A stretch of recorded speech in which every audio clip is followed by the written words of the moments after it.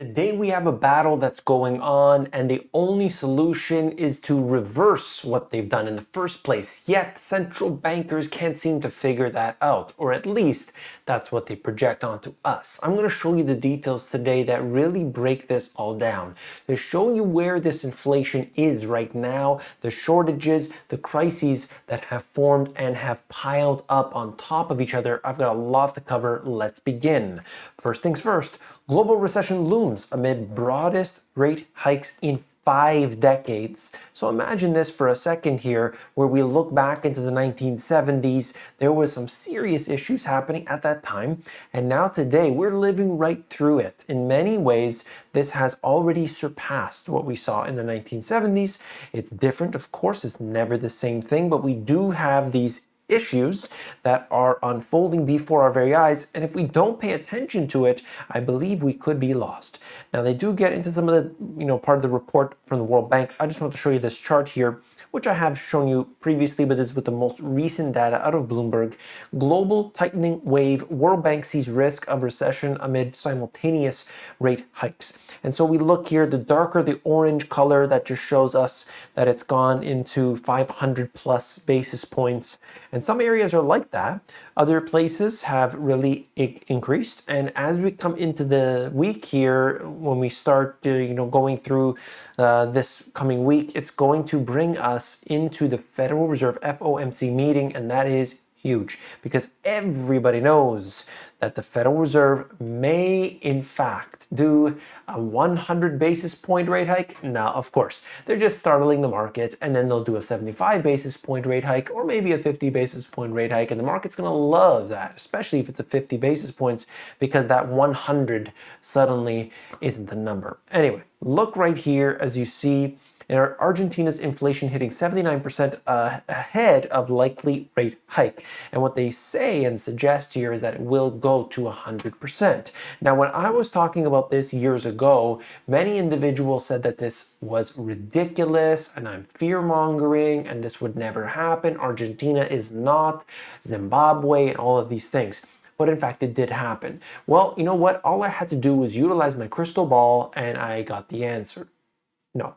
Of course, the real answer is that what we had here was a situation in which so many instances before it, having repeated, we learn our lessons. And that is when you encounter these problems internally within a country, within the political environment, you have too much money printing, you have some wild policies that occur, this ultimately happens. You can't say for sure, and it's so hard to predict precisely, but when inflation gets to a certain point, it usually doesn't stop.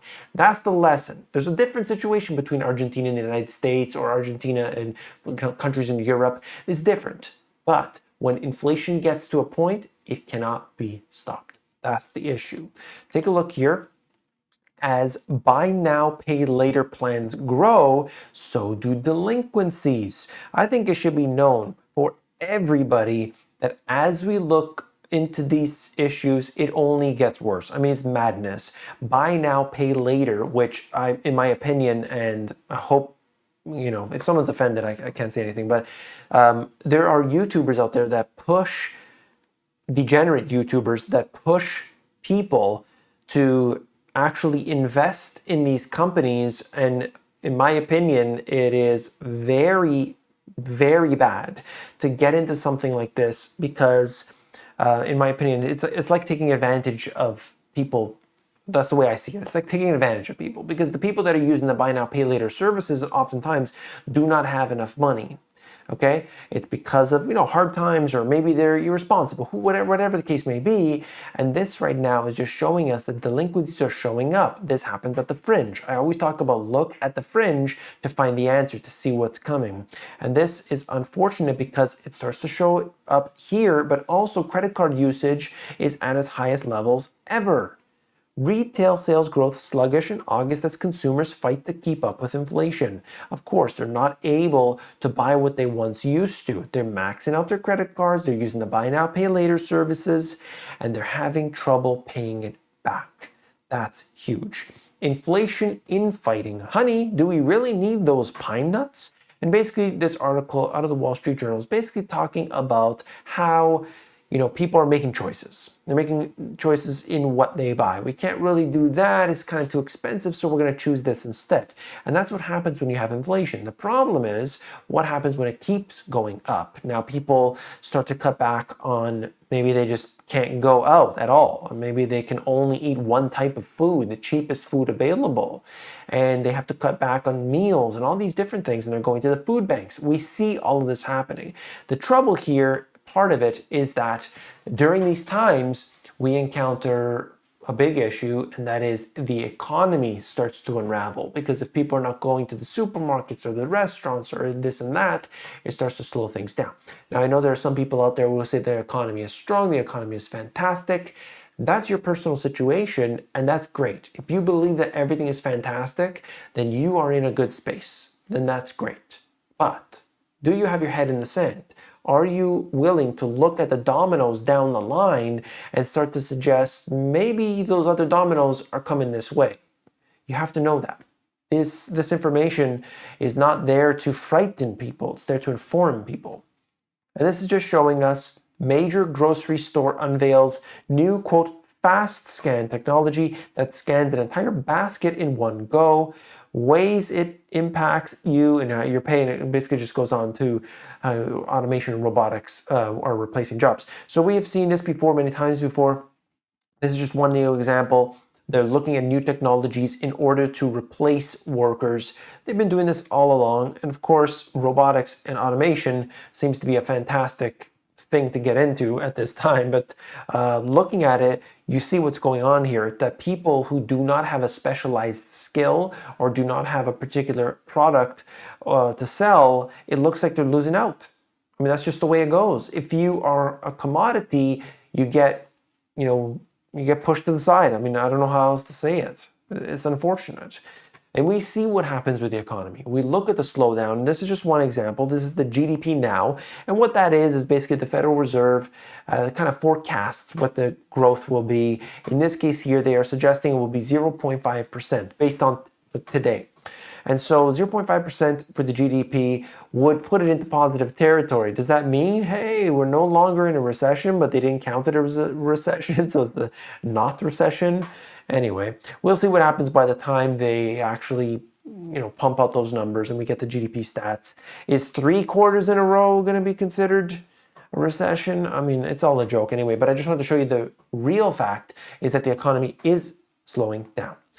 Here we have it, several stats I'll show you here really quickly. U.S. industrial production, both month over month and year over year, you can see that has declined somewhat. You look at the next one, that is the PPI. This has been declining, and as a result, it is easing the pressures. Now, generally, although we can never tell, generally, when the PPI comes down, producer prices or input costs come down, we see that reflect in the CPI, the consumer prices. We'll see if that's the case. There has been a couple months in a row where this has declined, so we'll see as it goes on. Things can change, of course, by the way, geopolitical events or supply chain problems or anything else. This is an anomaly that's taken place, and that is the jobless claims. Despite what's going on with employment, we see banks laying people off, we see tech companies laying people off, not to a significant degree like 2008 at the peak, but it's been happening. And so you see this here, initial jobless claims at the lowest level since the late 60s. I mean, it's just weird. It's weird, to say the least. Okay, I wanted to mention that. I don't have any other data to put around that. I just thought I would mention it. Okay, and then of course what's happening with the temperatures and this sort of thing, it's getting all out of whack. It's still going on. High temperatures in the western US are hitting the produce industry, damaging crops, shrinking shipments, and leaving fewer leafy greens and fruits on supermarket shelves. So this is actually going from, hey, it's the farmer's problem to now it's actually the shopper's problem. Worst drought in living memory threatens the world's olive oil supply. I love me some olive oil, EVOO, all day long, and that's going to be a problem because unfortunately it's affecting a lot of different farms. Look at this. The German government, okay, they may increase its stake in Uniper above 50%, open to a historic step of fully nationalizing the country's biggest gas importer to prevent the collapse of the energy system. Think about that. Just think about that. The government has to step in to buy out this company, more than 50% of the company, to effectively nationalize it in order to prevent a collapse in the country. The country is going to go under because of this one particular company. I mean, it's just so extreme to say the least. Now, I hope that this kind of thing doesn't need to occur and that things turn around, more gas comes in. It just doesn't look like that's going to be the case for so many different reasons. Okay, so let's look here further along into that. Nationalization is the only solution left. Uniper's capital resources are totally underwater. Mathematically speaking, there is nothing else that could be done. And that just gives you an idea of what's happening right now as a result of all of these different crises piling up on top of each other. Never a good thing. I thought this was interesting if you want to read through it, but I'll summarize it. It's basically talking about the Chinese emperor and Putin, what they had talked about at their meeting that they had in Kazakhstan. And it looks like the cooperation between these two countries has never been better. So the Chinese emperor basically says, we are standing by you. We're going to grow together. I mean, he just was saying so many good things. And for Putin, he was saying that we love your balanced approach to the Ukrainian crisis. So that's what he had to say. And I think we need to really be focused on what happens between these two countries, okay? Don't deny that, that's for sure. And last but not least, we got to look at solutions, okay? And there are so many, and I want to give as many as I can on each video. These are a few. As we are in this recession or moving into recession or things are getting tight or whatever you have, I want to cover these points really quickly. It's number one, important to have diversification of assets. Diversification helps you if you do it right. Cut unnecessary spending. There are things that people are spending money on that they really do not need, okay? Just cut the unnecessary stuff out, at least. Renegotiate any debt that you can. You know you can do this. You can go to the companies and you could say, look, financial hardship. You just use that term, okay? Financial hardship. A lot of times they will actually be able to renegotiate that. It's surprising, but it's possible.